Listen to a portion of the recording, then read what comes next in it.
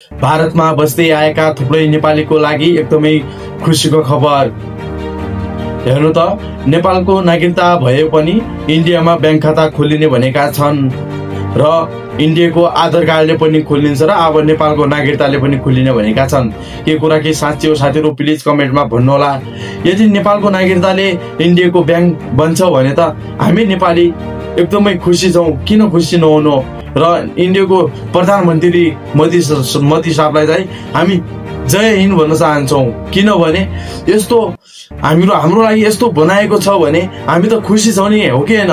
यदि नेपालको नागरिकताले हामीलाई इन्डियाको ब्याङ्क खाता खोलिदिन्छ भने सिम यो अथवा सिम मोबाइल यदि हाम्रो केही पनि नागरिकता काम लाग्छ भने हामी धेरै खुसी छौँ।